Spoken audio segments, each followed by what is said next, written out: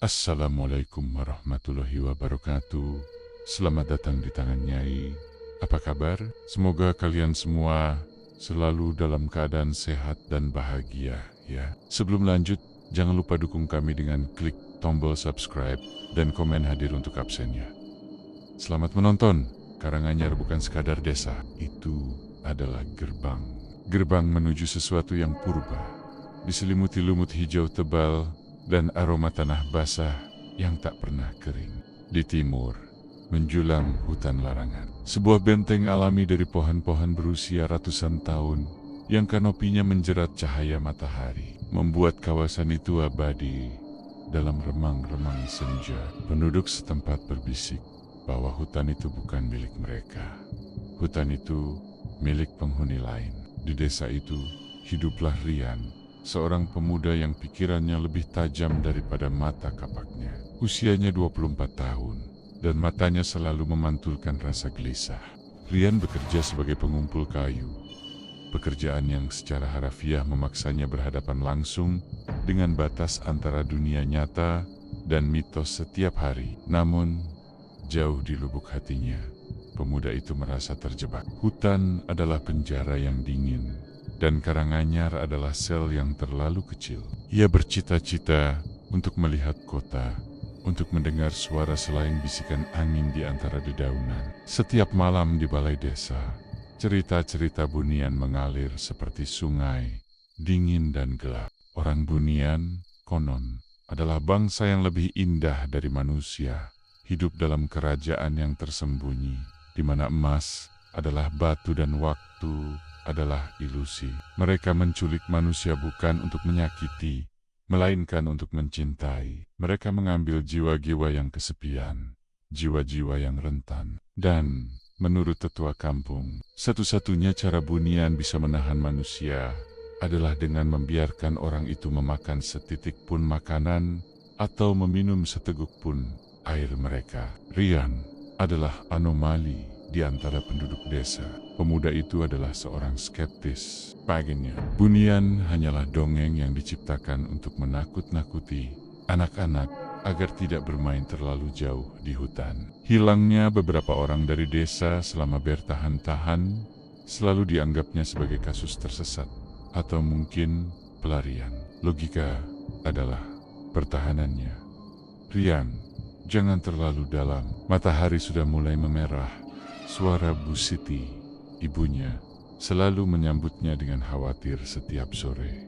Ingat, anakku, mereka suka mengambilmu ketika batas antara siang dan malam menipis. Pemuda itu hanya tertawa kecil, meskipun tawa itu tidak pernah mencapai matanya. Bu, yang mengambilku hanya kelelahan. Saya akan pulang sebelum maghrib. Sore itu, semua berjalan seperti biasa. Rian berada di bagian terluar hutan, area yang seharusnya aman, menebang kayu bakar.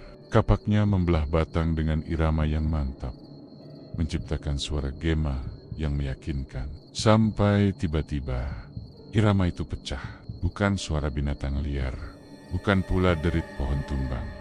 Itu adalah musik. Alunan gamelan, tetapi ini bukan gamelan yang pernah didengarnya di acara hajatan desa. Gamelan ini terdengar seperti kristal yang bergetar, lembut, melodis, tetapi membawa getaran yang anehnya mengganggu. Itu adalah melodi yang terlalu sempurna, terlalu indah untuk berasal dari tangan manusia. Setiap nada seolah menyentuh saraf yang tersembunyi, membangkitkan kerinduan yang Ryan sendiri tidak tahu ia miliki.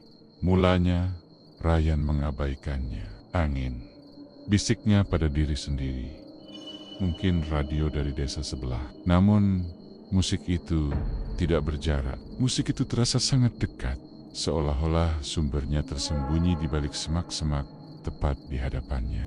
Melodi itu memanggil bukan dengan volume keras, tetapi dengan intensitas magnetik. Itu adalah nyanyian dari sebuah janji, sebuah keindahan yang hanya ada dalam mimpi. Tanpa sadar, Rian menjatuhkan kapaknya.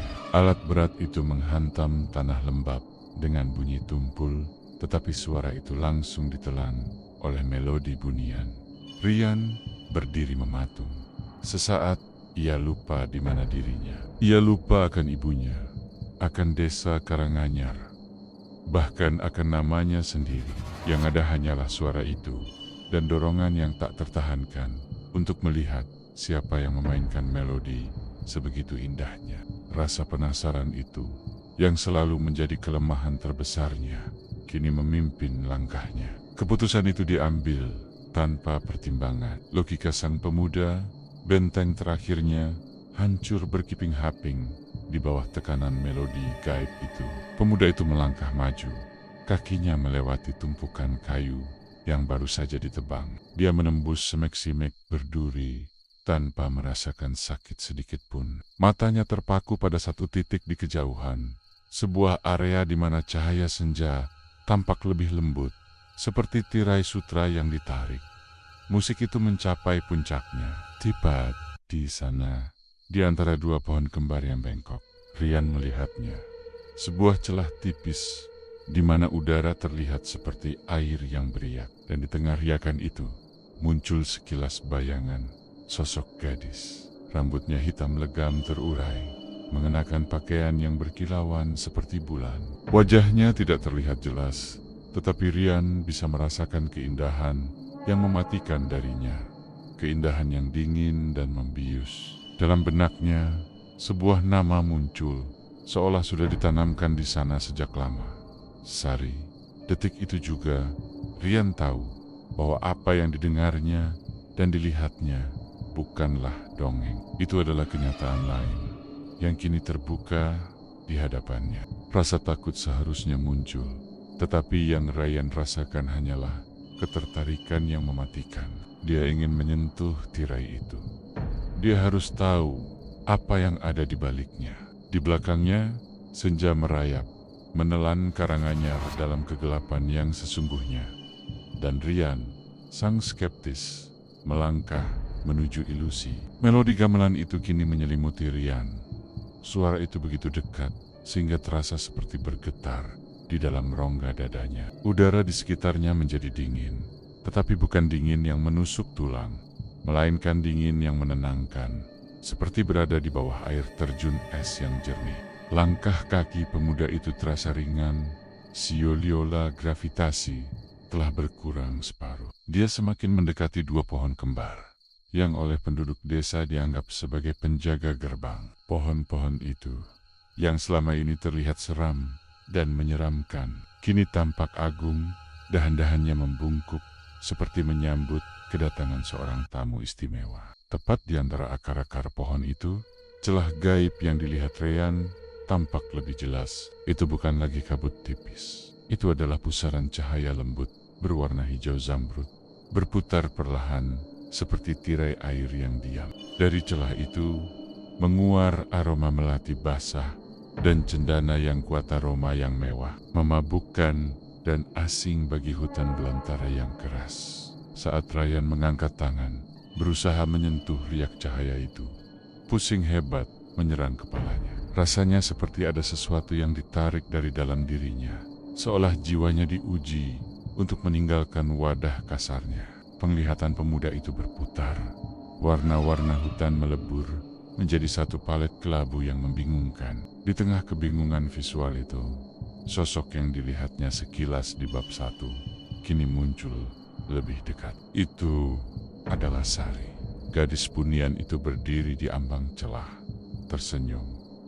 Senyumnya tidak membawa kehangatan. Itu adalah senyum yang terlalu rapi, terlalu sempurna, seperti pahatan dewa. Matanya adalah jurang gelap yang memantulkan seluruh keindahan alam, namun tanpa emosi. Sari tidak berbicara, tetapi Rian mendengar suaranya di dalam kepala, seolah suara itu beresonansi langsung di tempurung otaknya. Masuklah Rian, aku telah menantimu. Suara itu adalah perintah, janji, dan rayuan yang terjalin menjadi satu. Rian kehilangan sisa kendali diri. Rasa pusing itu mencapai puncaknya, dan dengan dorongan terakhir, pemuda itu melangkah. Kakinya menembus celah zamrud. Detik itu juga, dunia Rian terbalik. Tidak ada benturan, tidak ada suara ledakan. Yang ada hanyalah keheningan yang memekakkan telinga. Aroma melati menghilang, digantikan oleh wangi bunga yang tidak dikenal, manis dan berat. Cahaya di sekelilingnya bukan lagi cahaya senja yang memudar, melainkan cahaya keemasan yang abadi, seolah matahari selalu berada di tengah langit. Rian merasakan tubuhnya jatuh, bukan ke tanah, melainkan ke dalam kelembutan tak bertepi. Selesai untuk Rian. Sementara pandangan pemuda itu menggelap, dunianya yang lama baru saja memulai kepanikan yang sesungguhnya. Di Karanganyar, malam telah menelan sisa-sisa senja. Bu Siti, Ibu Rian, mulai gelisah. Biasanya putranya akan tiba saat azan maghrib berkumandang. Sekarang sunyi. Gelisah Bu Siti meningkat menjadi ketakutan yang dingin ketika ia melihat jam dinding menunjuk pukul 8 malam. Sang ibu bergegas ke rumah tetua. "Pa, Rian belum kembali. Dia tidak pernah selarut ini, apalagi meninggalkan kapak," tangis Bu Siti. Suaranya bergetar. Mendengar kabar itu, seluruh desa pun gempar. Hilangnya Rian bukan sekadar kasus orang tersesat. Ini adalah pengulangan mitos yang paling ditakuti. Sinyal bahaya berbunyi di benak setiap orang. Pencarian besar-besaran segera diorganisir. 50 orang pria dewasa dipimpin oleh kepala desa dan tetua adat, menyalakan obor dan lampu senter. Polisi hutan dihubungi dan tim SAR dari kota terdekat segera dikerahkan. Seluruh kekuatan dunia nyata dikerahkan untuk melawan entitas yang tidak bisa dilihat. Tim pencari bergerak cepat, mengikuti rute Rian.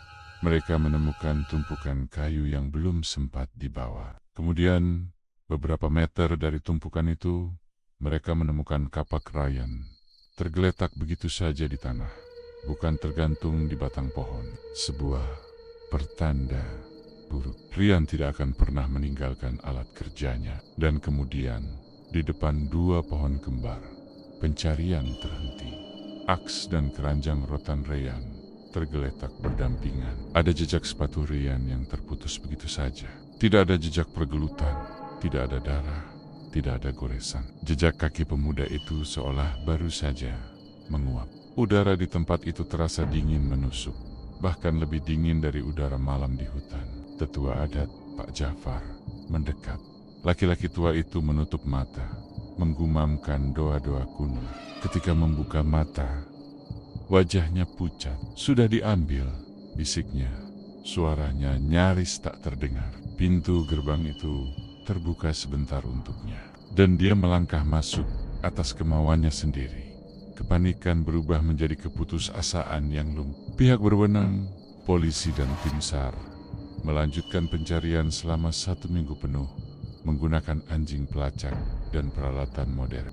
Namun, anjing-anjing itu menolak melewati area pohon kembar, melolong ketakutan di depan celah yang kini tertutup. Bagi dunia nyata, Rian menghilang tanpa jejak, ditelan oleh mitos. Bu Siti jatuh sakit. Ratapan sang ibu memenuhi malam-malam Karanganyar. Semua orang mencoba meyakinkan Bu Siti bahwa Rian akan kembali.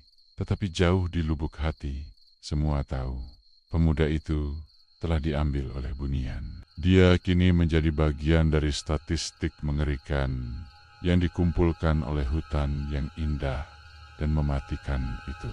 1 bulan berlalu, pencarian resmi dihentikan. Nama Rian diukir di batu nisan kosong sebagai pengingat akan bahaya di perbatasan desa.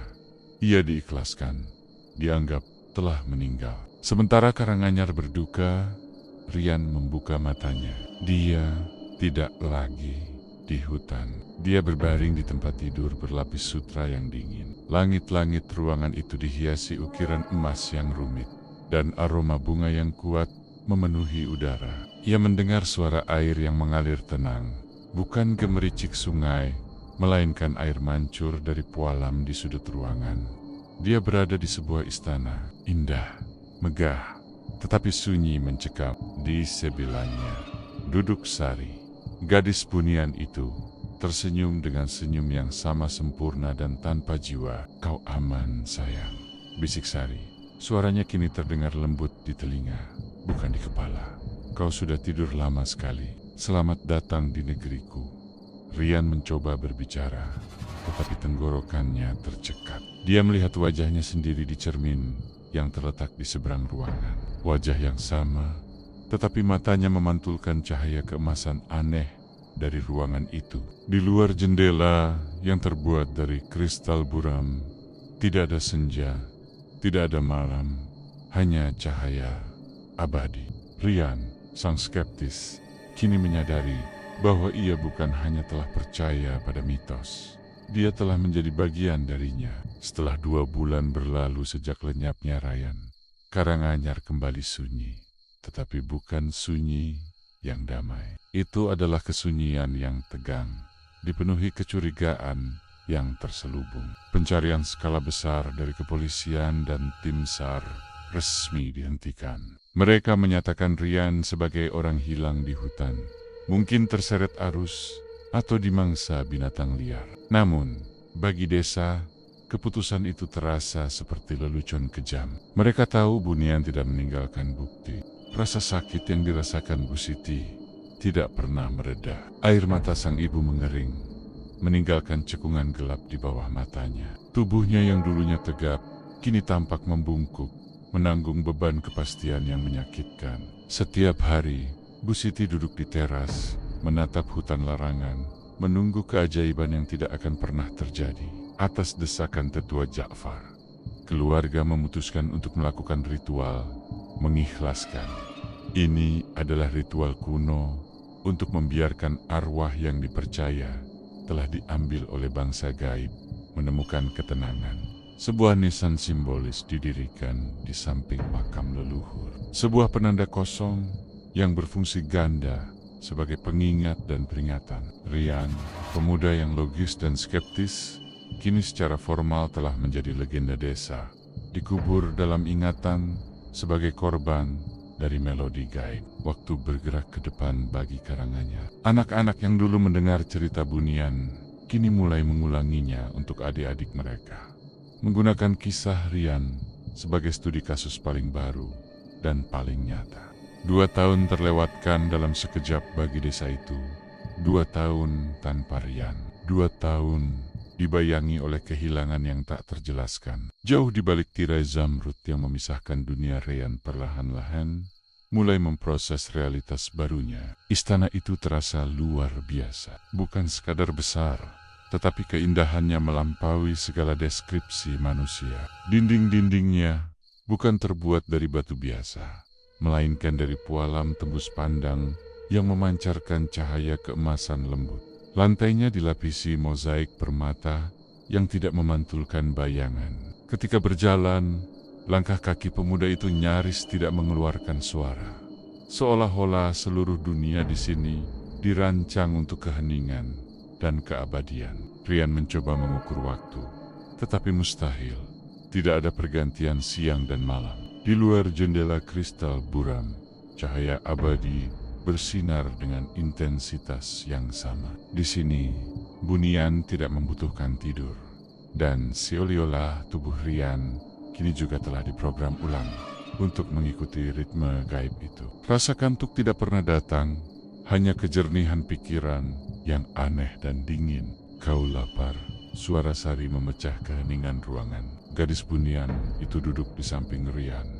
Kecantikannya begitu membius. Tetapi di balik kulit mulus dan rambut sehitam malam, Rian merasakan sesuatu yang rapuh, sesuatu yang palsu. Rian mencoba menggeleng. Tenggorokannya masih tercekat, tetapi kesadarannya kembali.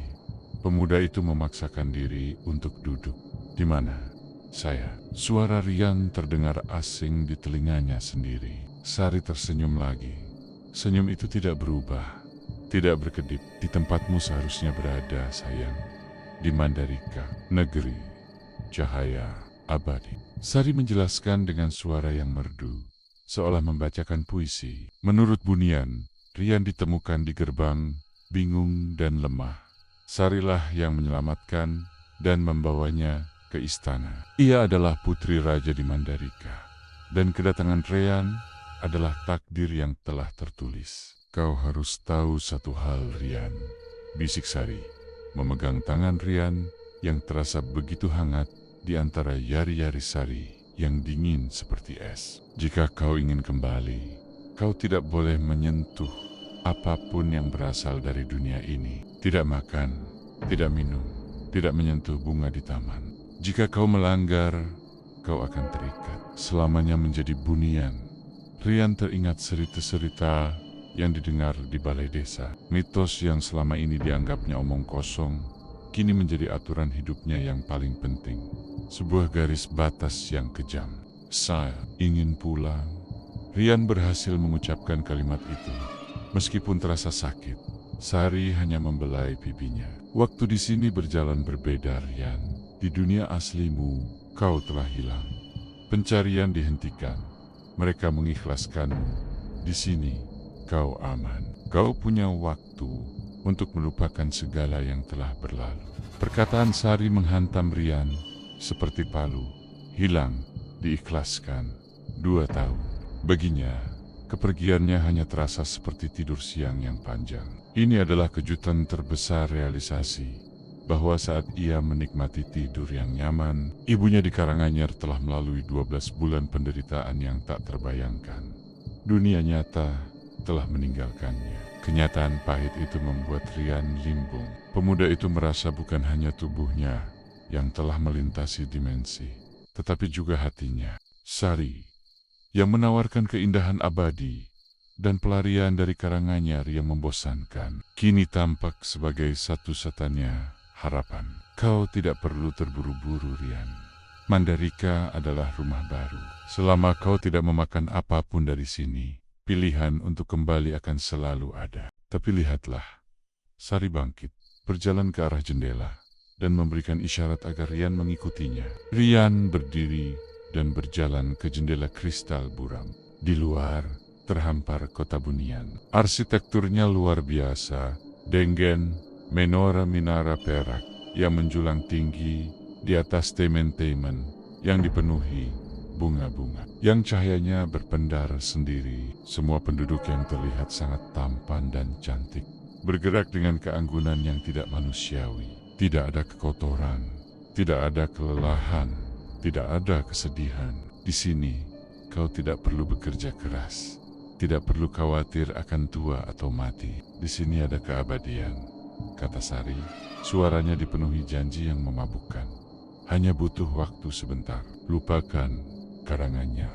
Malam itu, Rian tidak bisa tidur, karena di Mandalika tidak ada malam. Pemuda itu hanya berbaring, menatap langit-langit berukir emas. Tubuhnya masih berjuang menyesuaikan diri dengan dimensi baru ini, tetapi pikirannya mulai menyerah. 2 tahun telah berlalu.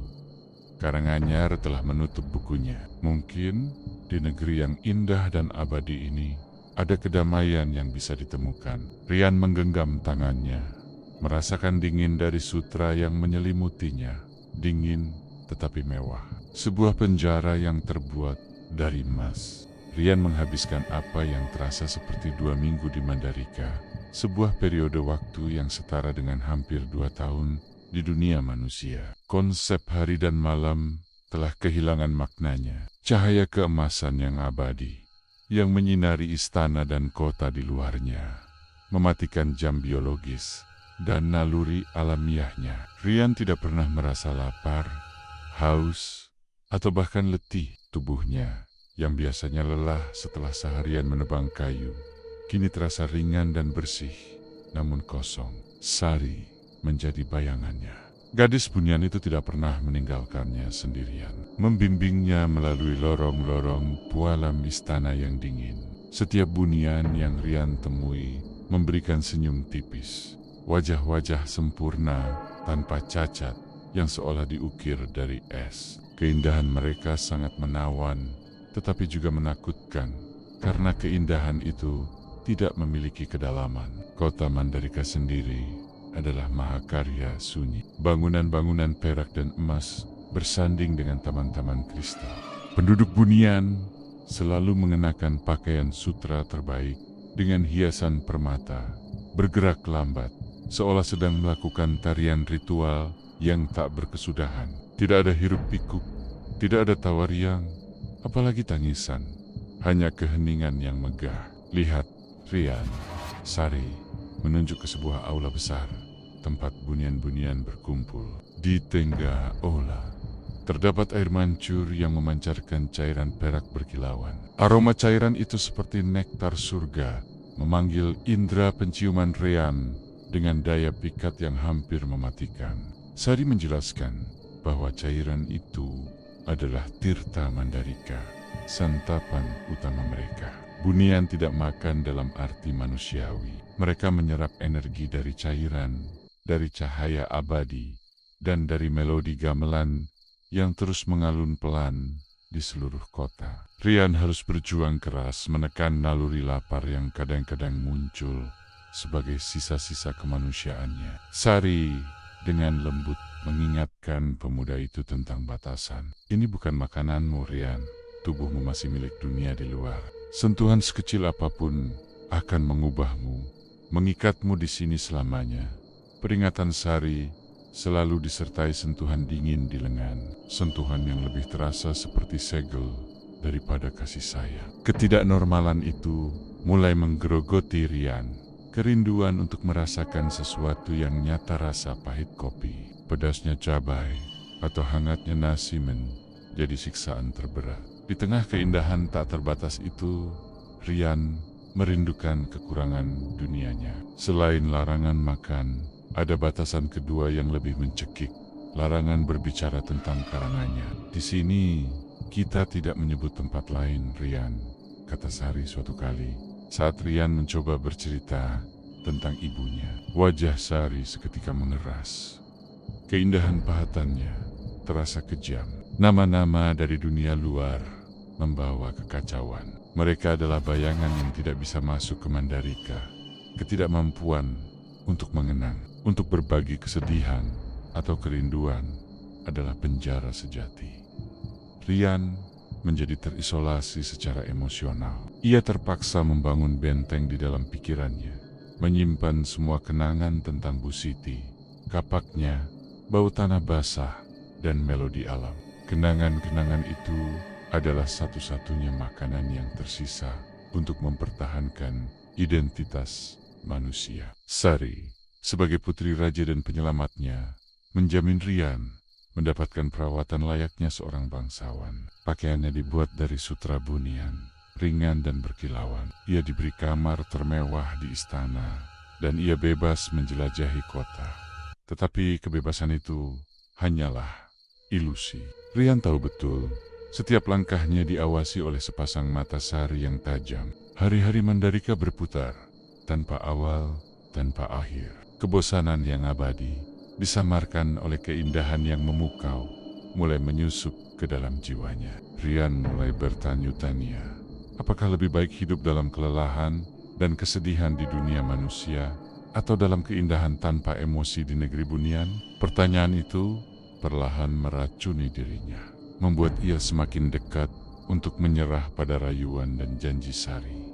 Waktu di Mandalika mungkin terasa singkat, tetapi di dalamnya, jiwa Rian menua dengan cepat. 2 minggu di Mandalika, hampir 2 tahun di Karanganyar telah mengikis daya tahan. Rian tidak ada lagi skeptis yang berani dalam dirinya. Yang tersisa hanyalah manusia yang kelelahan oleh keabadian. Manusia yang merindukan konflik dan kekurangan. Sari merasakan titik balik ini. Gadis bunian itu, dengan insting predator yang tersembunyi di balik senyumnya, tahu bahwa waktu untuk perburuan telah matang. Sari memindahkan Rian dari kamar megah ke paviliun anggrek hitam, sebuah ruangan pribadi yang lebih kecil, tetapi jauh lebih intens. Paviliun itu dibanjiri cahaya keemasan lembut, dihiasi ukiran tanaman merambat, dan kolam berisi air bening yang hening. Di sana, bunian itu tidak lagi bertindak sebagai pemandu istana, melainkan sebagai pasangan. Sari mulai mendekat secara fisik. Sentuhan lembutnya, dingin seperti pualam, tetapi merayap seperti sutra. Membakar kulit Rian, gadis itu berbicara tentang masa depan, sebuah kehidupan yang akan mereka jalani bersama di Mandalika, di mana Rian tidak akan pernah menua atau menghadapi kesakitan. Aku tidak bisa hidup selamanya tanpamu, Rian, bisik Sari. meletakkan kepala di dada pemuda itu. Suara merdunya terdengar mengandung kesedihan yang nyaris meyakinkan. Aku memilihmu. Kau adalah satu-satunya manusia yang jiwanya kubutuhkan. Rayuan itu adalah melodi yang jauh lebih berbahaya daripada gamelan yang menarik Rian dari hutan larangan. Melodi ini menyentuh kesepiannya, rasa ditinggalkan oleh dunia lamanya. Karanganyar telah menguburnya, hanya Sari yang melihat. Malam itu, di paviliun anggrek hitam, Sari mempersiapkan jebakan terakhir. Di atas meja marmer yang terukir indah, diletakkan 2 piring perak kecil. Piring pertama berisi buah-buahan bunian, bulir-bulir kristal merah yang tampak seperti delima, tetapi memancarkan cahaya yang tenang. Piring kedua berisi cangkir pualam kecil, diisi oleh tirta mandalika cairan perak yang menguar aroma vanila, melati, dan janji. Sari mengenakan pakaian yang paling memukau, gaun sutra hitam yang hanya dihiasi 1 permata zamrud di bagian dada. Rambut panjangnya terurai, membingkai wajah yang kini tampak lebih hidup, lebih bersemangat, seolah antusiasme bunian itu telah mencapai batasnya. Kita mengadakan perayaan kecil, Rian, kata Sari, mengambil salah satu bulir kristal merah. Sudah lama sekali kau bersama kami, dan kau tidak pernah mengeluh. Sekarang, waktunya bagiku untuk menawarkan sesuatu yang nyata. Sari memegang bulir buah itu di antara jari-jari rampingnya. Warna merahnya begitu menggoda, dan aroma manisnya kini memenuhi paviliun, mematikan aroma bunga yang lain. Perut Rian, yang selama ini entah bagaimana bisa bertahan, kini terasa bergejolak hebat, menuntut pemenuhan naluriah. Rasa lapar yang tertahan selama 2 minggu mandalika, tiba-tiba meledak menjadi kesengsaraan fisik. Ingat apa yang aku katakan. Rian memaksa diri untuk bertanya. Suaranya serak. Sari tersenyum, senyum penuh kuasa. Ya, jika kau menyentuhnya, kau akan menjadi bagian dariku, terikat pada mandalika selamanya. Sari mendekat, pandangan matanya yang dingin kini menyala dengan keinginan. Pikirkanlah, Rian, di sana, di dunia lamamu, kau hanyalah pengumpul kayu. Kau lelah, kau akan menua, kau akan mati, dan ibumu akan segera melupakanmu. Sebuah kebohongan. Tetapi kebohongan itu didukung oleh kebenaran. Bu Siti telah mengikhlaskan Ryan. Di sini, kau adalah pangeran. Kau adalah suamiku. Sorry, berjanji. Nada suaranya berubah menjadi paksaan yang halus. Gadis bunian itu meletakkan bulir buah merah di bibir Ryan. Rian merasakan teksturnya yang dingin, sedikit berembun, menyentuh kulitnya. Bulir itu berbau seperti musim panas yang abadi, seperti semua kenikmatan yang tidak pernah Rian tahu di Karanganyar. Pemuda itu menutup mata, otaknya berteriak, mengingatkannya pada tanah basah dan kapaknya. Tetapi naluri biologisnya, naluri yang haus dan lapar, meraung lebih keras. Ini bukan lagi tentang pulang. Ini adalah pertarungan untuk mempertahankan sedikit sisa kemanusiaan di tengah kecantikan dan janji keabadian yang mematikan. Nafas Rian terhenti.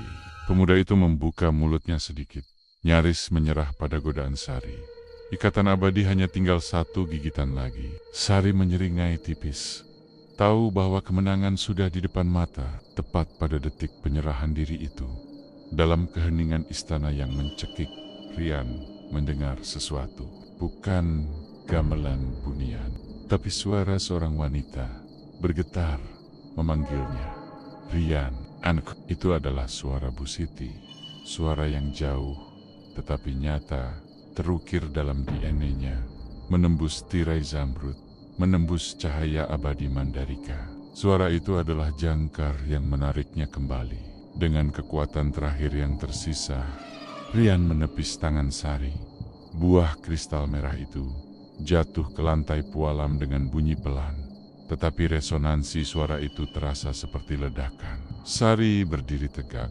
Keindahan sempurna di wajahnya runtuh, digantikan oleh kemarahan yang dingin dan berbahaya. Kau menolakku, Rian? Nada suara Sari adalah tuduhan, bukan pertanyaan. Saya masih manusia, Rian berhasil berkata. Napasnya tersengat, kenangan akan Bu Siti, akan Karanganyar, tiba-tiba membanjiri benaknya, memulihkan benteng logikanya yang sempat hancur. Mata Sari menyipit, cahaya di paviliun anggrek hitam meredup, menjadi cahaya yang mengancam. Rian baru menyadari bahwa kemarahan Bunian itu jauh lebih mengerikan daripada keindahan mereka. Kau akan berubah pikiran, bisik Sari. Suaranya kini kembali tenang, tetapi jauh lebih mematikan. Kau akan bosan dengan kesepianmu, dan saat itu tiba, aku akan menunggumu, Rian. Penolakan di paviliun anggrek hitam mengubah segalanya. Sari tidak lagi bersikap lembut. Gadis Bunian itu menjadi dingin. Kehadirannya di sekitar Rian terasa seperti pisau yang tajam dan tak terlihat. Suasana istana yang awalnya hanya sunyi, kini menjadi mencekik. Rian tahu, setelah melangkahi jebakan terbesar Sari, pemuda itu telah melewati batas negosiasi. Kini, ia adalah tawanan yang sadar, dan Bunian itu akan menggunakan waktu senjata terkuat Mandalika untuk menghancurkan tekadnya. Sari mulai menerapkan isolasi total. Walaupun Rian masih bebas berkeliaran di istana, tidak ada satupun Bunian yang berani menatapnya. Setiap Bunian menghindar, berjalan melewatinya, seolah pemuda itu adalah hantu. Rasa dikucilkan ini lebih menyakitkan daripada rantai fisik. Rian berjalan melalui aula pualam yang kosong, merasakan beratnya keabadian tanpa akhir menekan dadanya. Mencari gerbang kembali adalah satu-satunya tujuan.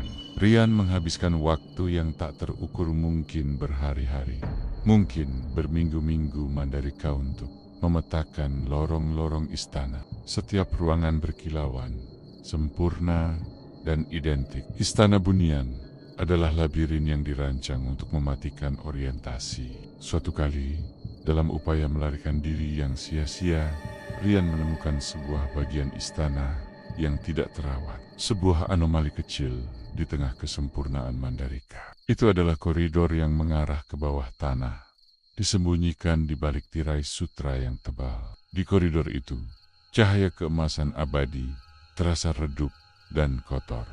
Laki-laki itu melangkah hati-hati. Udara di sini terasa berat dan berbau seperti debu bau yang dikenali Rian dari dunia asalnya, bau fana.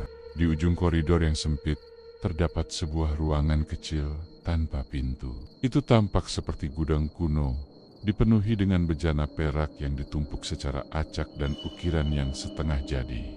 Rian menyentuh dinding batu di sana. Tidak seperti pualam istana yang dingin, batu ini terasa kasar. Jantung pemuda itu berdebar kencang. Ini adalah ketidaksempurnaan pertama yang dilihatnya di Mandalika. Di salah satu sudut ruangan, di balik tumpukan bejana, Rian menemukan sebuah artefak asing. Itu bukan perak atau emas, tetapi kayu, potongan kayu tua, sudah lapuk dan hampir hancur, tetapi permukaannya berukir. Rian mengambil potongan kayu itu. Bentuknya tidak asing. Setelah diperiksa lebih teliti, Rian tersentak. Itu adalah gagang kapak.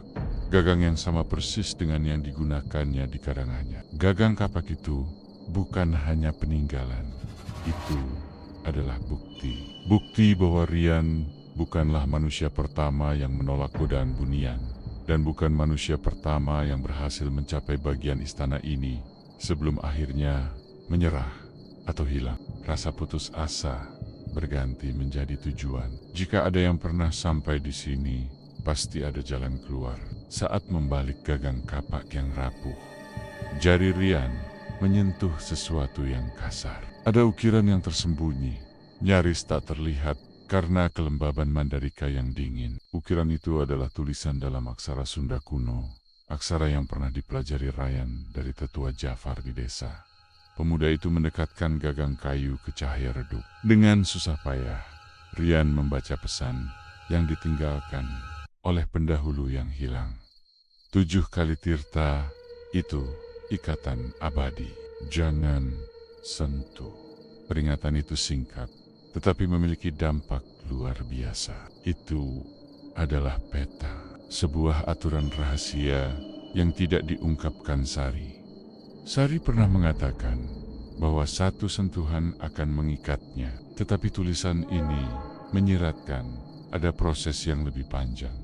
Bunian perlu memastikan tawanannya benar-benar terikat. Rian menyadari Sari telah berbohong, memanipulasi rasa takutnya. 7 sentuhan Tirta Mandalika, 7 hari, 7 minggu, atau 7 kali kesempatan yang diberikan Sari itu adalah batas waktu nyata. Dan Rian telah menolaknya sekali. Pemuda itu memiliki 6 kesempatan tersisa. Berbekal informasi baru ini, Rian meninggalkan ruangan itu, menyembunyikan gagang kapak lapuk di balik jubah sutranya. Rian tidak lagi berjalan sebagai tahanan yang bingung. Rian kini berjalan sebagai mata-mata, menyembunyikan rencana pelarian di dalam pikiran. Membiarkan keindahan Mandalika menyembunyikan tekadnya yang membatu. Penemuan gagang kapak di ruang bawah tanah mengubah lanskap mental Rian. Benteng psikologis laki-laki itu yang sempat runtuh oleh kesepian, kini berdiri kokoh, dibangun dari serpihan kayu lapuk dan aksara kuno. Gagang kapak itu bukan sekadar peninggalan, melainkan janji dari pendahulu yang gagal pengakuan bahwa Mandalika bisa ditipu, asalkan seseorang memegang teguh batas yang tak terlihat. Rian tahu, sejak penolakan buah kristal merah, Putri Sari tidak akan lagi menggunakan rayuan. Gadis bunian itu akan beralih ke senjata paling kejam, waktu tanpa emosi. Ruang isolasi yang diterapkan Sari bukan untuk menghukum, melainkan untuk membuat laki-laki itu terbiasa dengan keheningan. Membuat pikiran manusia itu menjadi kosong seperti penduduk bunian. Maka Rian mulai menjalani kehidupan barunya sebagai bayangan di istana. Rian berlatih mengendalikan langkah, berjalan di lorong-lorong pualam seolah tanpa tujuan. Namun mata sang tawanan mencatat setiap detail. Pola mozaik, letak air mancur yang memancarkan aroma manis, dan yang terpenting, pergerakan Sari. Gadis bunian itu kini jarang terlihat. Hanya muncul tiba-tiba, seperti kilatan petir perak di kejauhan. Setiap kemunculan Sari adalah ujian. Keindahan bunian itu, yang kini dihiasi oleh tatapan dingin, seperti magnet yang memaksa Rian untuk menoleh. Tetapi pemuda itu selalu berhasil menjaga pandangannya tetap datar, membiarkan kehadirannya menjadi hambar bagi bunian. Beberapa waktu kemudian, Sari membuat gerakan kedua. Rian terbangun, atau lebih tepatnya, sadar dan menemukan cangkir pualam kecil berisi Tirta Mandalika diletakkan di meja samping tempat tidur. Kali ini tidak ada buah kristal, tidak ada rayuan, hanya cairan perak berkilauan yang mengeluarkan aroma memabukkan, ditemani keheningan yang megah. Di samping cangkir itu terdapat pesan tertulis pada selembar daun perak tipis. Rian, kau pasti haus. Di sini kau tidak perlu takut lagi. Bunian itu menyerang tepat di titik lemah, rasa haus yang tertekan. Meskipun tubuh Rian telah beradaptasi, naluri manusia untuk minum tetap kuat. Cairan perak itu adalah penawar haus paling menggoda yang pernah dilihat. Hanya perlu sedikit sentuhan bibir untuk memuaskan tenggorokan. Rian menggenggam gagang kapak lapuk di bawah jubahnya. Dingin, lapuk, fana. 7 kali Tirta, bisik aksara kuno di benak laki-laki itu. Ini adalah kesempatan kedua, ujian kedua. Sari ingin Rian menyerah tanpa paksaan, menyentuh cangkir itu atas nama kenyamanan. Rian menatap cangkir itu, lalu berjalan ke jendela kristal buram. Di luar, cahaya abadi bersinar. Pemuda itu menghela napas. Napas yang tidak menghasilkan embun. Laki-laki itu harus bertindak, dan penolakannya kali ini tidak boleh berupa perlawanan keras, melainkan tindakan yang menyakitkan bagi bunian. Pengabaian. Rian kembali ke meja, mengambil daun perak itu, meremasnya menjadi bola kecil, lalu melemparkannya ke lantai pualam. Cangkir Tirta Mandalika yang begitu berharga dan sakral bagi Bunian dibiarkan begitu saja, seolah itu adalah air keruh yang tak layak disentuh. Pemuda itu berjalan keluar kamar, meninggalkan cangkir itu. Tindakan itu adalah deklarasi perang yang sunyi. Sore harinya, Rian kembali ke kamar. Cangkir Tirta Mandalika telah hilang. Di tempatnya, kini tergeletak sehelai sutra murni. Di sutra itu, terdapat tulisan tangan Sari. Kau keras kepala Rian, ada 5 kesempatan tersisa. 5 kesempatan sebelum kelelahan akan membuatmu bersujud padaku. Mata Rian memantulkan kepuasan dingin. Gadis Bunian itu marah, tetapi Bunian itu terpaksa mengakui penolakan tersebut secara terbuka. Angka 5 yang tersisa adalah pengakuan tak terucapkan. Sari telah menyadari bahwa manusia itu mengetahui batas 7 kali ikatan.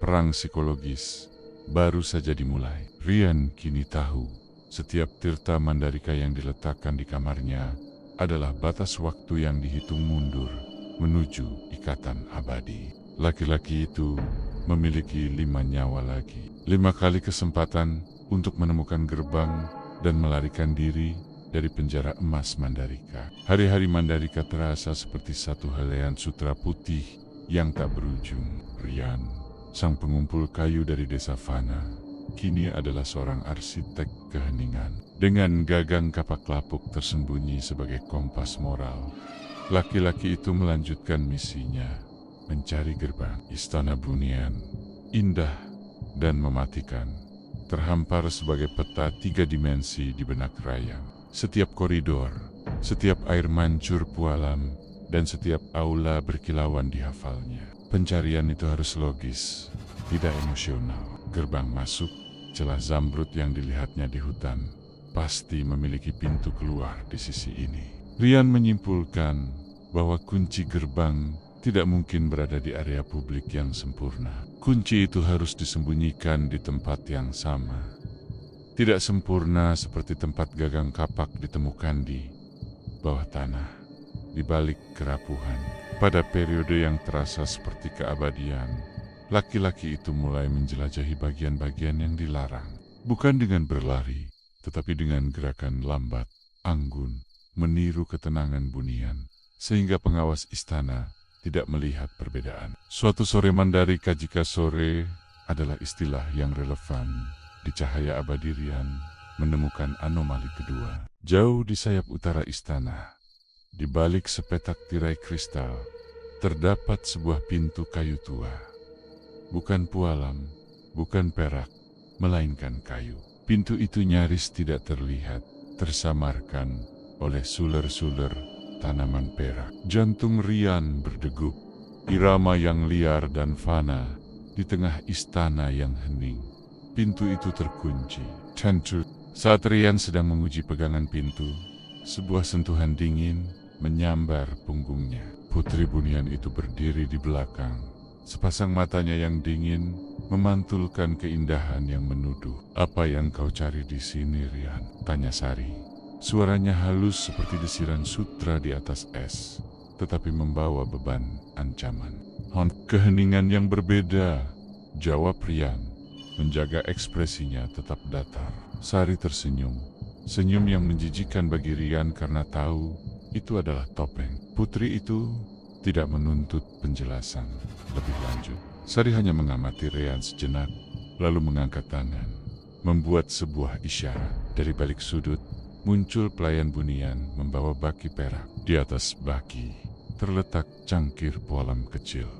Ketiga kalinya, di samping cangkir itu, tidak ada daun perak. Yang ada adalah sepotong kecil kain yang kusam, terbuat dari serat kasar.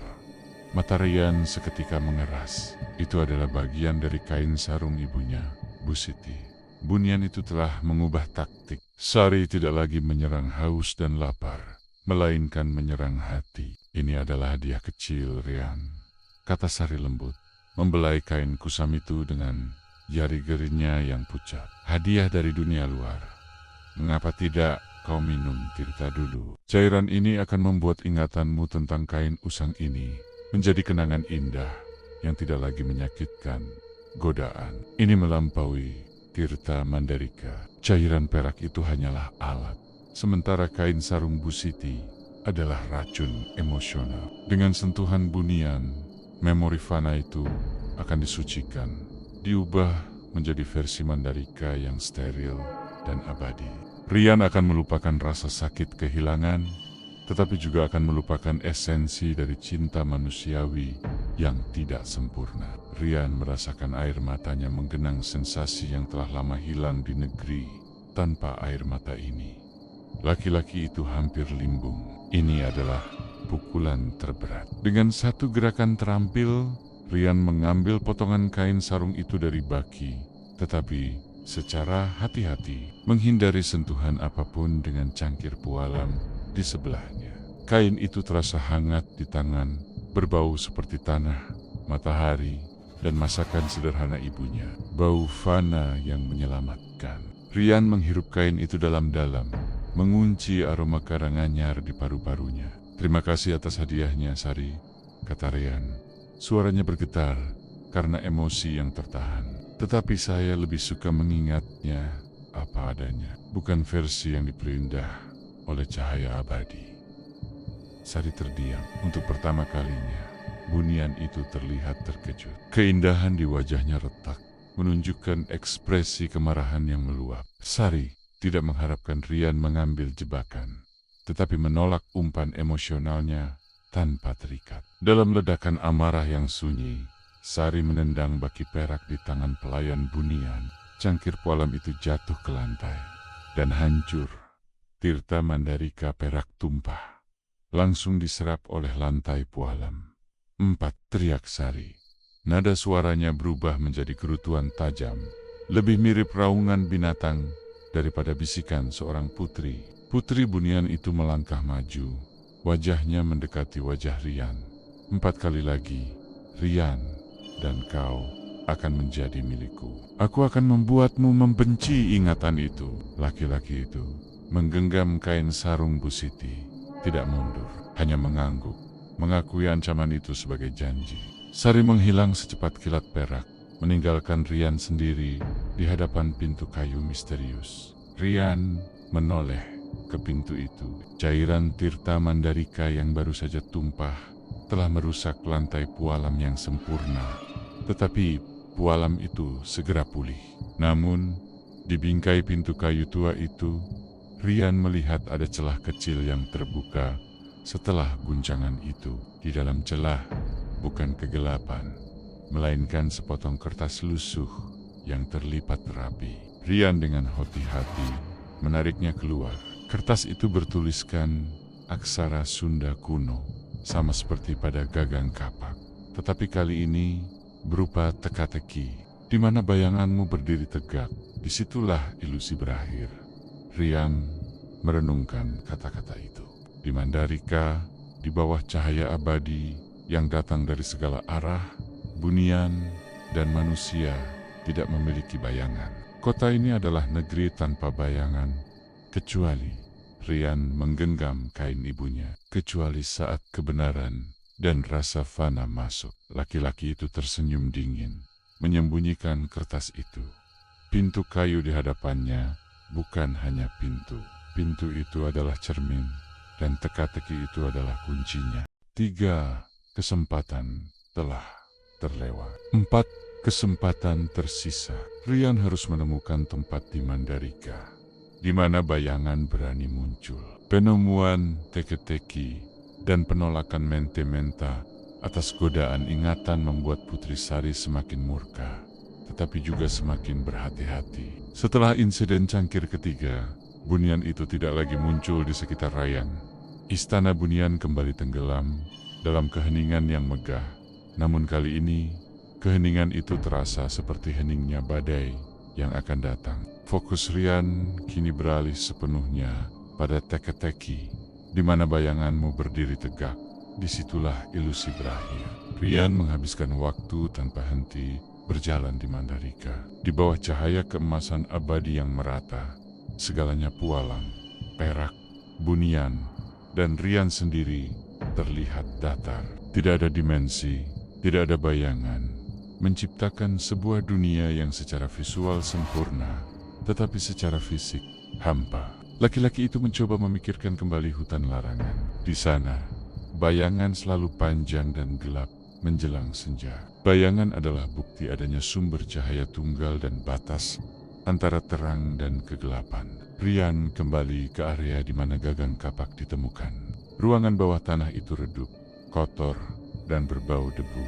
Tetapi bahkan di sana, cahaya keemasan yang lemah masih merembes masuk, cukup untuk mematikan bayangan. Bayangan butuh batas, gumam Rian. Jika cahaya abadi Mandalika datang dari segala arah, mustahil menciptakan bayangan, kecuali ada sesuatu yang bisa menutupi sumber cahaya itu. Rian menyadari logika bunian. Bangsa gaib itu menganggap cahaya abadi ini sebagai kesempurnaan dan keabadian. Jika ada bayangan, itu berarti ada kematian, ada fana. Rian mulai mencari anomali struktural di kota perak itu.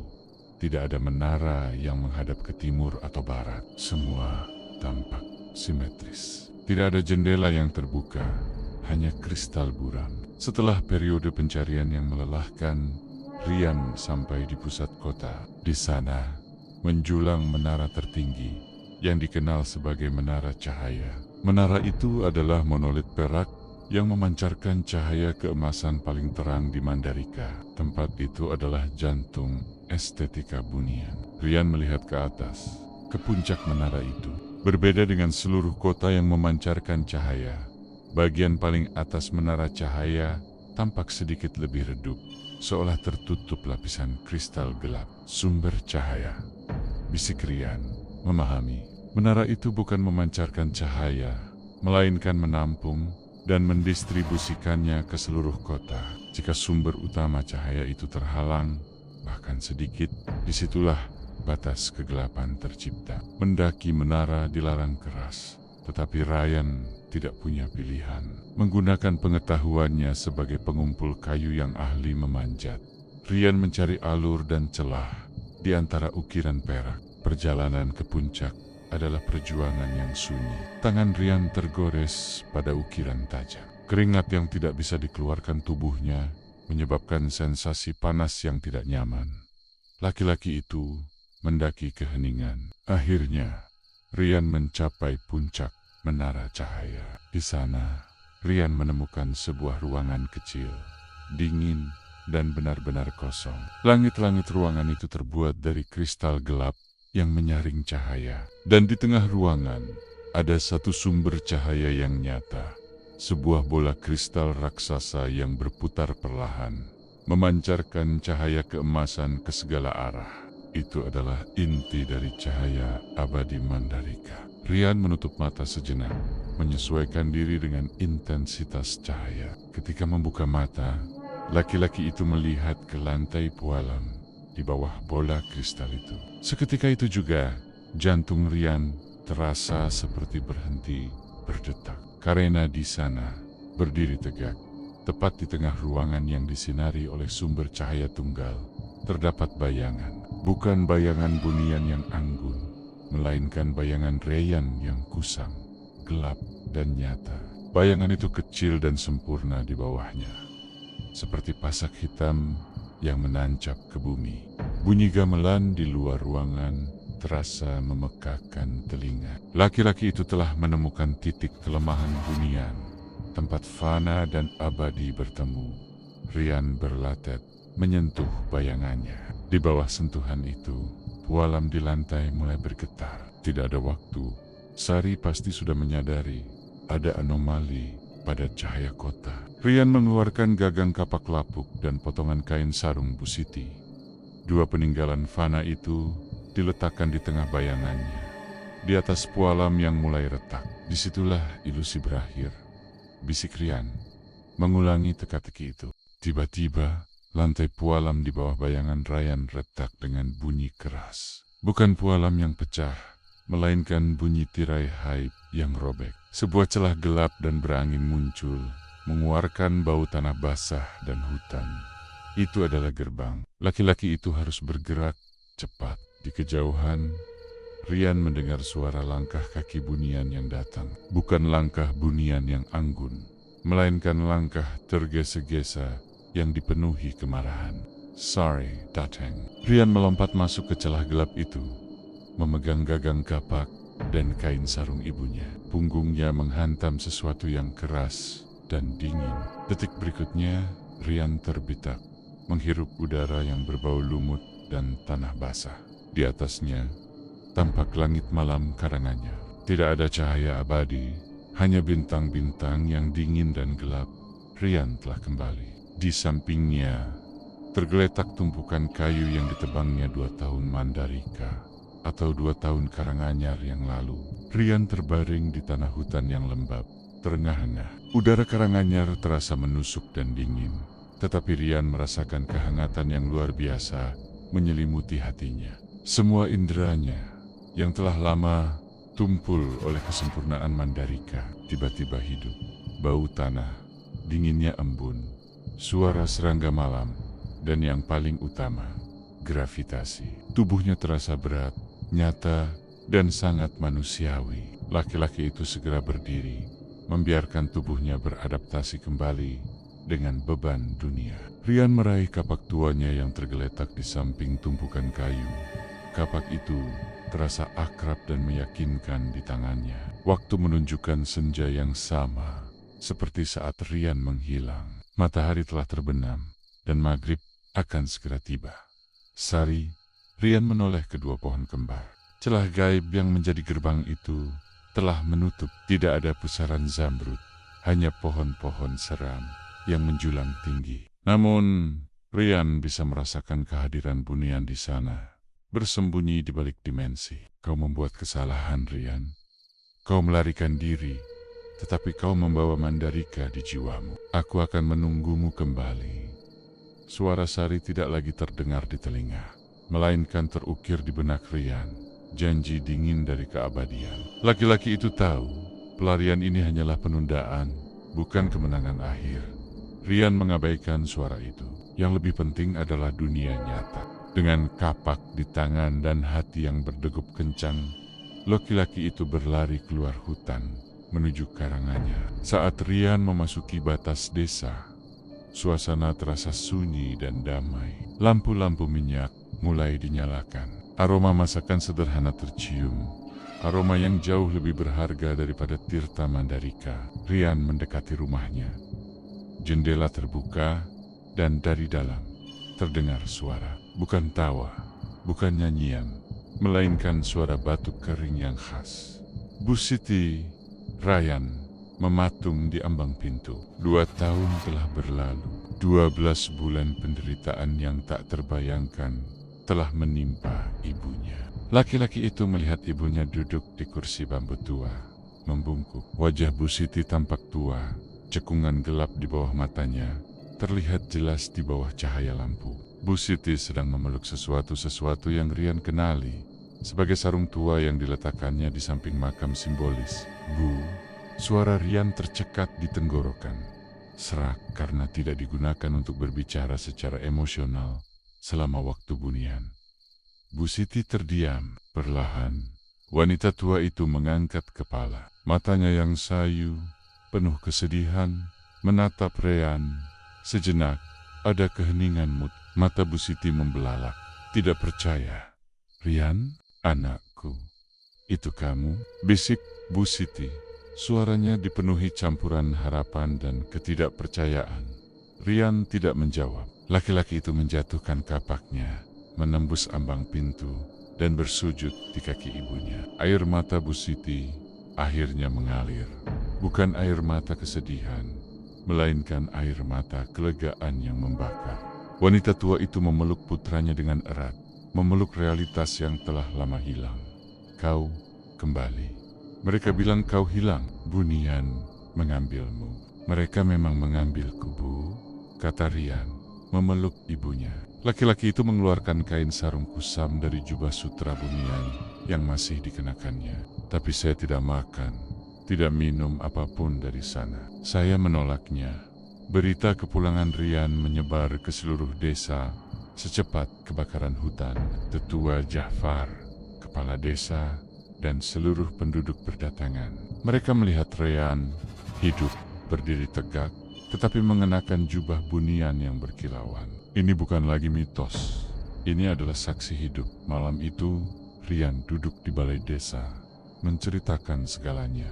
Dari melodi gaib hingga tirta Mandalika, dari gagang kapak kuno hingga rahasia bayangan. Mereka mendengarkan dengan napas tertahan.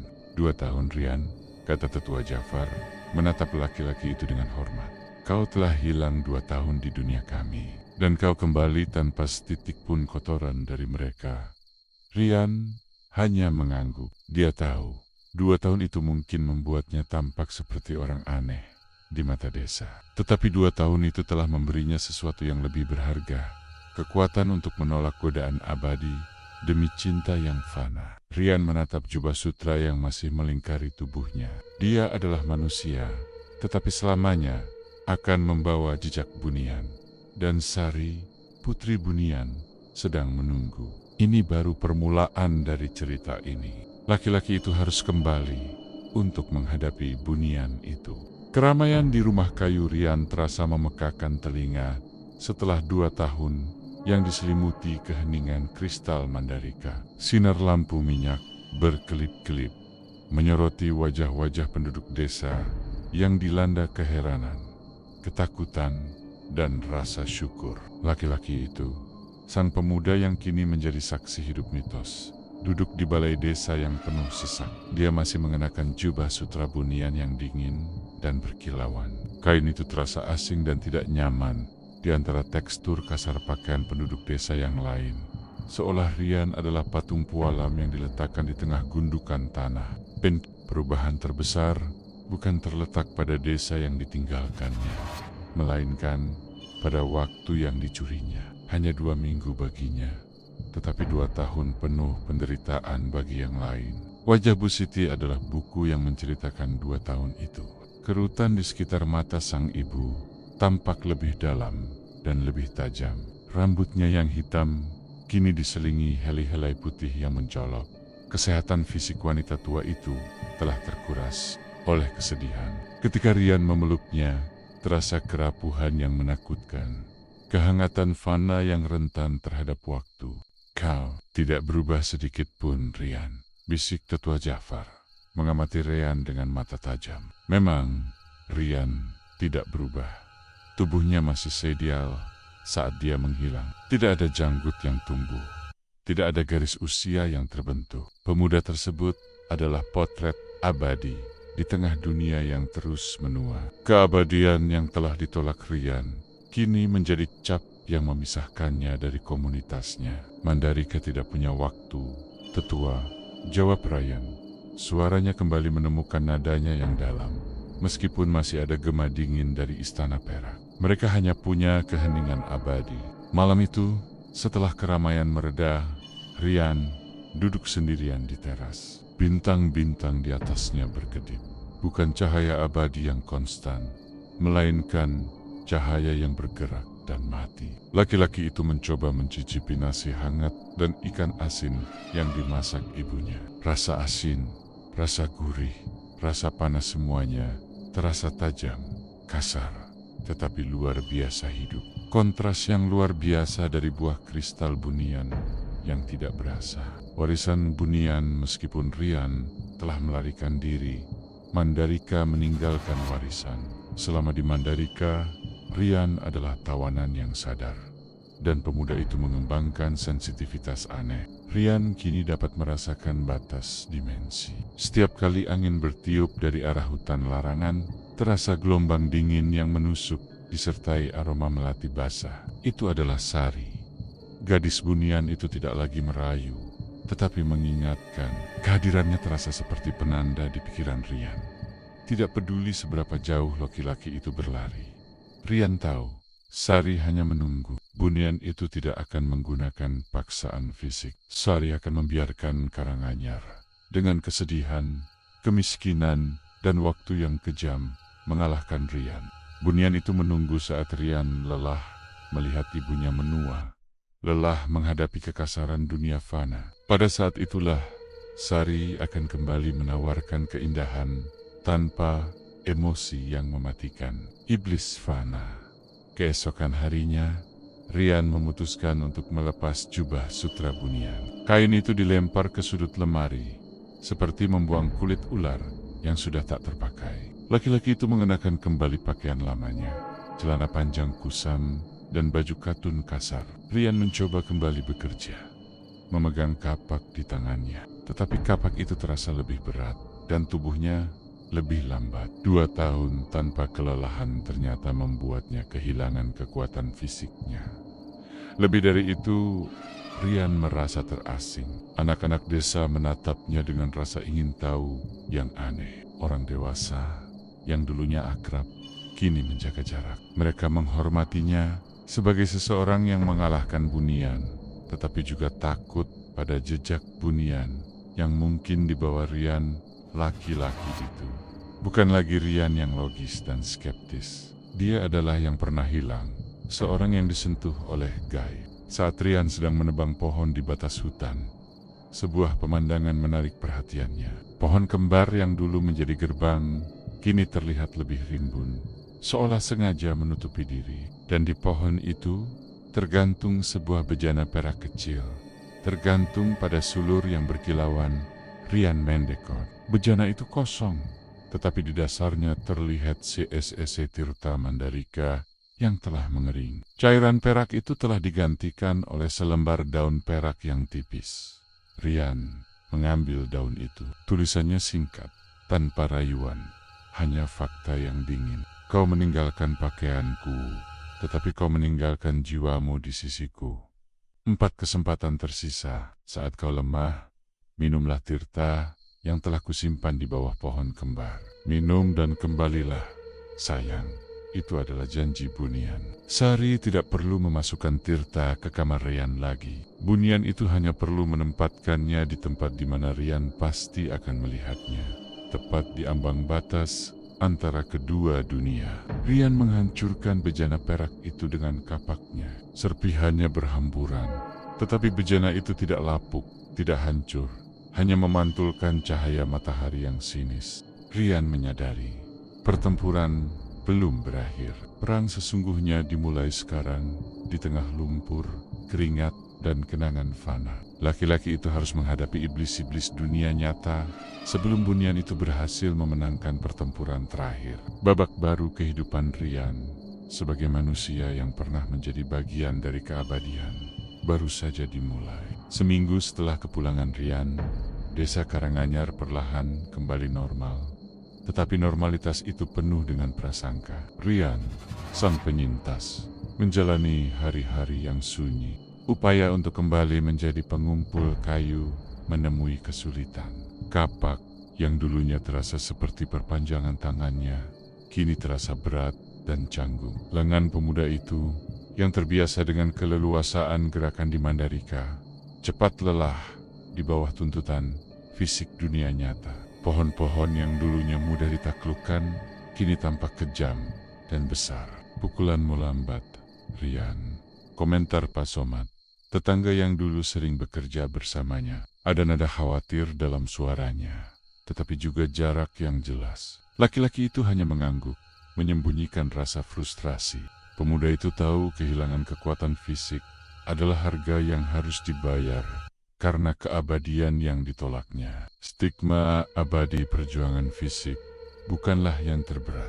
Rasa terasinglah yang paling menusuk. Anak-anak yang dulu mendekat, kini berbisik saat melihat Rian.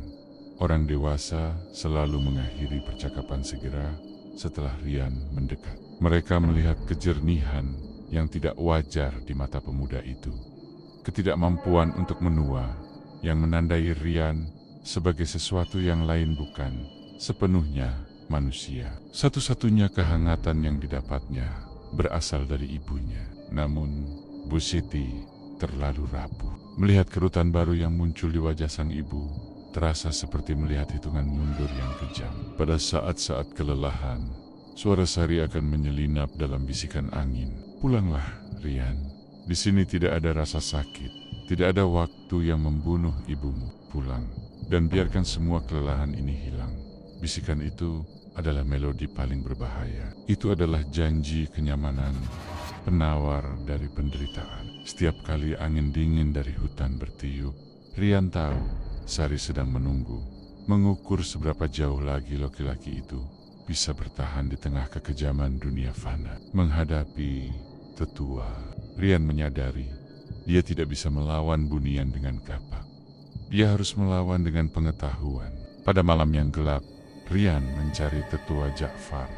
Laki-laki tua itu tinggal di gubuk kecil yang dipenuhi buku-buku tua dan jimat-jimat kuno. Tetua Ja'far adalah penjaga tradisi Karanganyar. Satu-satunya orang yang tidak takut akan jejak gaib pada Rian. Saya datang untuk belajar, tetua, kata Rian, duduk di lantai bambu yang dingin. Saya ingin tahu cara menutup gerbang itu selamanya. Tetua Ja'far menatap Rian dengan tatapan yang dalam. Bunian itu bukan musuh yang bisa kau tebang, nak. Mereka adalah ilusi yang tidak punya batas. Kau sudah tahu aturan mereka. Jangan menyentuh Tirta. Itu tidak cukup, bantah Rian. Pemuda itu kemudian mengeluarkan serpihan bejana perak kecil yang dihancurkannya dari perbatasan hutan. Saya menghancurkan ini dengan kapak saya, tetapi serpihan ini tidak berkarat. Ini adalah Tirta keempat. Tetua Ja'far mengambil serpihan itu. Kulitnya yang keriput terasa dingin saat menyentuh logam perak Bunian. Wajah laki-laki tua itu menjadi gelap. Bunian itu licik. Dia tidak lagi merayu, tetapi membiarkan kenyamanan meracunimu. Itu adalah racun paling kuat, jelas tetua Ja'far. Suaranya pelan dan serius. Kau adalah jembatan, Rian. Setelah kau melintasi batas itu, Bunian itu akan selalu melihatmu. Dia bisa mendengar kelelahanmu. Tetua Ja'far kemudian bergeser ke rak buku tua, mengeluarkan buku usang bersampul kulit binatang. Jika kau ingin menutup gerbang, kau tidak perlu mencari mantra. Kau harus mencari sesuatu yang berlawanan dengan Bunian. Mereka adalah keabadian. Kau harus mencari sesuatu yang paling fana. Fana? Ya. Bunian takut pada dua hal. Air mata yang tulus dan ikatan darah yang kuat. Untuk mengikat gerbang, kau butuh dua hal itu. Kau butuh jimat yang dibuat dari keikhlasan sejati dan air mata seorang ibu, kata tetua Ja'far, menatap Rian. Rian menunduk. Misi menutup gerbang bukan sekadar menemukan mantra. Itu adalah tugas yang menuntut pengorbanan emosional yang jauh lebih besar daripada sekadar menolak Tirta Mandalika. Laki-laki itu harus meminta ibunya untuk menangis, bukan karena kesedihan, melainkan untuk ritual. Dan Bu Siti sudah terlalu lelah untuk menangis. Rian menghabiskan malam-malam berikutnya dalam siksaan batin. Bagaimana mungkin seorang anak meminta air mata kepada seorang ibu yang sudah kering air matanya karena 2 tahun menunggu kepulangan? Pemuda itu merasa permintaan tetua Ja'far adalah kekejaman, ironi pahit dari takdir. Untuk menyelamatkan ibunya, Rian harus menyakitinya terlebih dahulu. Kelelahan fisik Rian semakin parah. Dia mulai mengalami vertigo ringan saat berdiri terlalu cepat, dan bisikan Sari kini tidak lagi lembut. Bunian itu berteriak dengan suara yang jernih, menggelegar dalam pikiran Rian saat dirinya sendiri tertekan. Rayuan di ujung senja satu sore, saat Rian mencoba memperbaiki atap rumah yang bocor, tugas yang dulu diselesaikan dengan mudah tangannya terpeleset. Tubuh Rian jatuh, membentur tanah basah dengan bunyi yang memuakkan. Rasa sakitnya nyata, menusuk, dan memabukkan. Saat berbaring di lumpur, rasa sakit itu terasa terlalu banyak.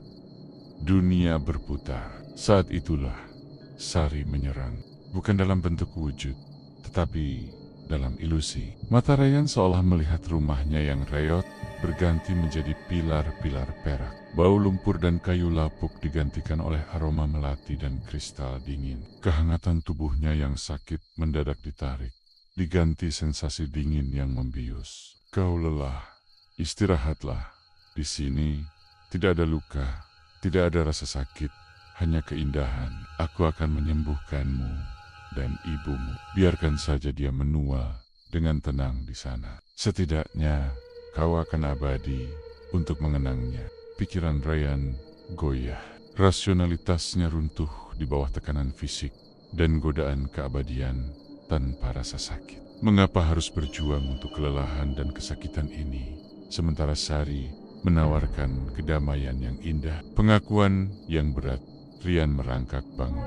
Terengah-engah, bekas lumpur di pipinya terasa seperti tamparan dingin. Dia tahu, dia harus bertindak sebelum godaan itu memenangkan pertarungan. Rian menemukan ibunya di dapur, sibuk menyiapkan makan malam sederhana. Punggung Bu Siti membungkuk di atas tungku. Siluetnya menampakkan beban waktu yang tidak bisa Rian tanggung. "Ibu," panggil Rian. Suaranya serak, penuh beban. Bu Siti menoleh.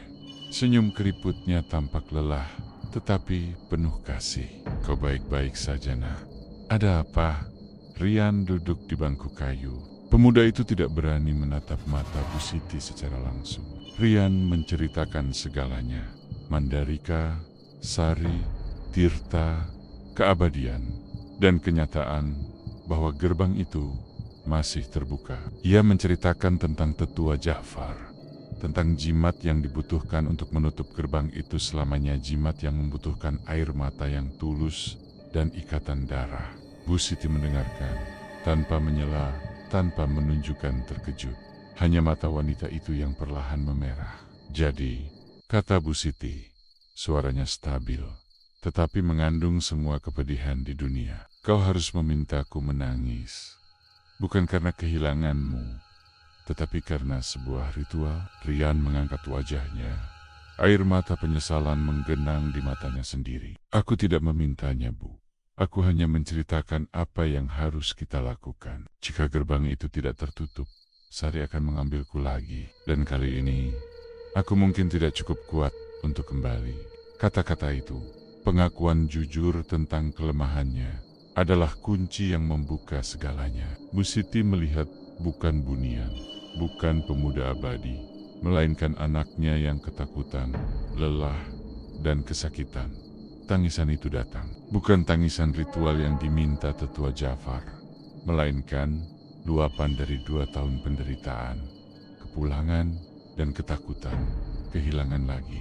Air mata Bu Siti mengalir deras, membasahi pipinya yang keriput. "Ambil," isak Bu Siti, menengadahkan wajahnya, membiarkan Rian mengumpulkan cairan hangat dan asin itu di telapak tangannya. "Ambil air mata ibumu, Nak. Jadikan itu jimat terkuatmu." Rian merasakan kehangatan air mata itu, kekuatan Bunian, sensasi dingin Mandalika, tiba-tiba lenyap. Hanya ada kehangatan ikatan darah yang membumi, pengorbanan fana yang menjadi senjata terkuat melawan keabadian. Sari, untuk pertama kalinya, menjadi sunyi. Di gubuk tetua Ja'far yang remang-remang, udara berbau dupa dan kehangatan tanah. Rian menumpahkan air mata ibunya yang hangat ke dalam mangkuk batu. Cairan asin itu tampak berkilauan, tidak seperti air biasa. Tetua Ja'far mengangguk. Wajah keriput laki-laki tua itu menunjukkan ketenangan yang dalam. "Air mata yang tulus, Rian, bukan karena kesedihanmu, tetapi karena cinta. Itu adalah air mata paling fana, yang paling ditakuti Bunian dari tas kulit tua." Tetua Ja'far mengeluarkan daun sirih kering dan serpihan perak dari bejana Bunian yang dihancurkan Rian. Bab 12. Laki-laki tua itu mulai meracik jimat. Air mata dibubuhkan ke daun sirih. Kemudian serpihan perak dihancurkan menjadi abu halus, ditaburkan di atasnya. Air mata mengikat. Perak Bunian adalah simbol gerbang. "Kita menampik keabadian dengan ikatan darah," bisik tetua Ja'far, menyelesaikan racikan itu. Saat tetua Ja'far menggulung daun sirih itu menjadi simpul kecil, sebuah sensasi dingin menusuk tulang Rian. Bukan bisikan, melainkan kehadiran. Serangan balik Sari. Rian merasakan perubahan drastis di atmosfer. Aroma melati yang biasanya samar, kini menjadi sangat pekat, menusuk hidung seperti embun beku. Di luar gubak, angin menderu tidak wajar. Bukan angin badai, tetapi angin dingin yang membawa keheningan mutlak. Suara Mandalika yang marah. "Dia tahu!" seru Rian, berdiri. Dia tidak lagi merayu, dia menyerang. Tetua Jafar memegang simpul jimat itu dengan gemetar. Cepat Rian, waktu kita sempit. Jarak bunian dan dunia fana hanya terpisah oleh ikatan darah. Kita harus mengunci gerbang itu sebelum dia merobeknya dengan amarahnya. Rian merebut jimat yang masih basah dengan air mata itu. Simpul daun sirih itu terasa panas di telapak tangan, berdenyut dengan kehangatan Bu Siti, senjata fana yang tak terduga. Pemuda itu berlari keluar. Di desa Karanganyar, teror telah dimulai. Lampu minyak di setiap rumah redup, tak wajar, menyisakan kegelapan yang dalam. Penduduk desa berdiri membeku di teras mereka. Mata mereka menatap kosong ke arah hutan larangan. Mereka tidak ketakutan, tetapi dihipnotis terperangkap dalam ilusi keindahan dingin yang dilepaskan Sari. Rian tahu wanita, bunian itu tidak berusaha menghancurkan desa, tetapi mengunci Rian. Sari mencoba memanipulasi pikiran setiap manusia di Karanganyar untuk membentuk tembok ilusi, menghalangi Rian mencapai gerbang. Perlombaan di tengah ilusi. Rian berlari menuju hutan larangan, melewati tubuh-tubuh yang diam. Laki-laki itu bisa mendengar suara denyutan hatinya sendiri, suara yang hidup, yang fana, melawan keheningan abadi Sari. Ketika Rian mencapai batas desa, pohon-pohon di hutan tampak berubah. Pohon-pohon itu tidak lagi tampak seperti kayu kasar, tetapi pilar-pilar perak berkilauan yang tak berujung, seperti lorong istana Mandarika yang sangat panjang. Sari sedang membangun ilusi terbesarnya. Kau tidak bisa melarikan diri, Rian. Kau adalah milikku. Kau sudah melihat keindahan. Kau sudah merasakan keabadian. Jangan kembali pada lumpur dan kesakitan. Suara itu kini datang dari segala arah. Bukan bisikan, melainkan paduan suara bunian yang megah. Rian menutup matanya. Pemuda itu memfokuskan pikirannya pada kehangatan air mata di tangan. Bukan keindahan perak, tetapi aroma masakan ibunya. Rasa sakit kapak di tangannya. Rasa takut kehilangan yang tulus. Rian membuka mata. Pilar-pilar perak itu goyah, retak, dan runtuh. Di hadapannya, pohon kembar itu berdiri. Di antara dua batang pohon, gerbang itu kini tidak hanya tampak gelap. Gerbang itu merintih, dan dari sela-sela rantingnya, kilatan perak menyambar, mencoba merobek batas dimensi.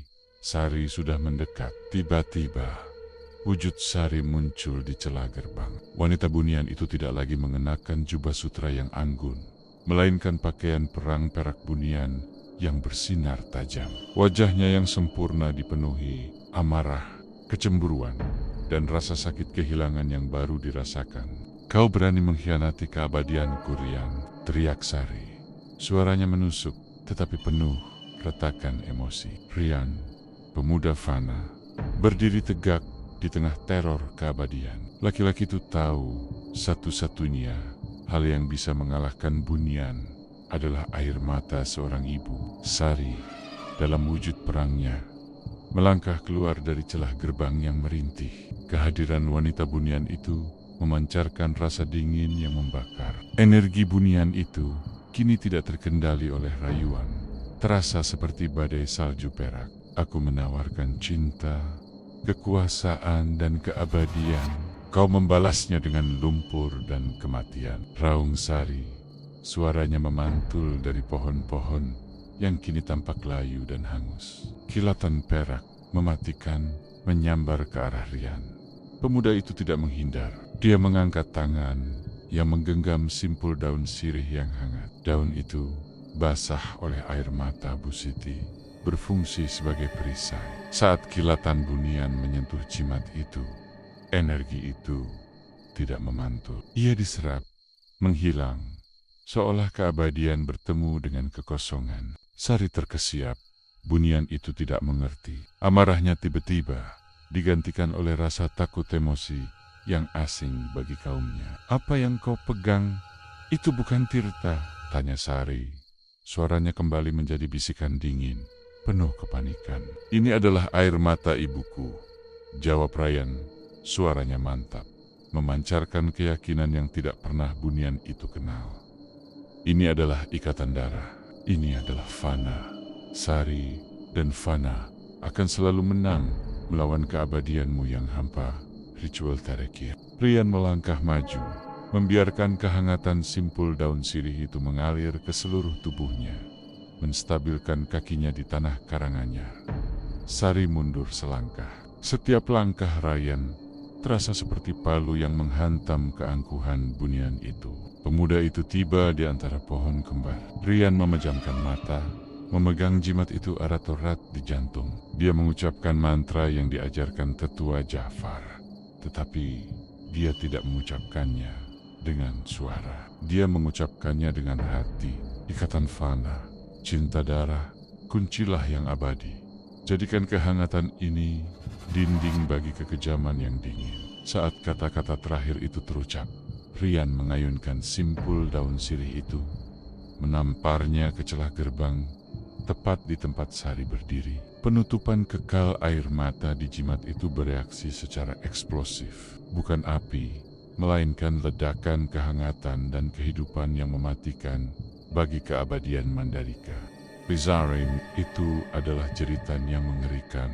Bukan jeritan amarah, tetapi jeritan kehilangan yang tulus. Rasa sakit Fana, rasa sakit yang abadi, tumpah dari bunian itu saat dirinya terpaksa menjauh dari batas gerbang. Pohon kembar itu bergetar hebat. Retakan perak di antara batang pohon itu yang menjadi celah Mandalika tiba-tiba menyusut. Suara Mandalika paduan suara megah itu terputus. Aroma melati yang kuat lenyap, digantikan oleh bau tanah basah Karanganyar yang menyegarkan. Sari terlempar kembali ke dalam Mandalika, menatap Rian dengan mata yang penuh duka yang nyata. Itu adalah emosi sejati yang bunian itu rasakan karena ancaman kehilangan yang kekal. Aku akan menunggumu sampai kau mati dan menjadi debu. Raung Sari sebelum celah itu menutup sepenuhnya. Kembali ke bumi bunyi terakhir, gerbang menutup seperti bunyi gong yang tebal, mematikan. Pohon kembar itu kini tampak normal, hanya pohon biasa di batas hutan. Rian terduduk di tanah, kelelahan fisik menyerang total. Tetapi bisikan Sari lenyap, ilusi perak hilang. Penduduk desa yang membeku di belakangnya tiba-tiba tersentak, seperti terbangun dari mimpi buruk. Mereka saling memandang, kebingungan, tidak mengingat apapun kecuali rasa dingin yang aneh. Rian kembali ke desa, berjalan perlahan. Laki-laki itu mencari tetua Jafar. Tetua Jafar sedang berdiri di depan gubuknya, memegang seutas tali busur, senjatanya yang paling fana. Sudah selesai nak? Tanya tetua Jafar. Rian mengangguk, menjatuhkan simpul daun sirih yang kini kering dan hangus di tanah. Sudah selesai, tetua. Gerbang itu terkunci. Bagus, kata tetua Jafar, menepuk bahu Rian. Sekarang, kembalilah pada waktu yang bergerak. Kau sudah memilih menjadi bagian dari kehidupan yang berakhir daripada keabadian yang mati. Rian kembali ke rumah. Ibunya sedang tidur nyenyak setelah menangis. Rian duduk di samping Bu Siti. Ia memegang tangan wanita tua itu. Tangan itu terasa hangat, rapuh, dan dipenuhi garis kehidupan semuanya fana. Rian tahu dia akan menua, lemah, dan pada akhirnya mati. Tetapi itu semua adalah harga untuk menjadi manusia. Dan Rian menerima takdir itu dengan senyum yang akhirnya tulus. Mandalika telah hilang.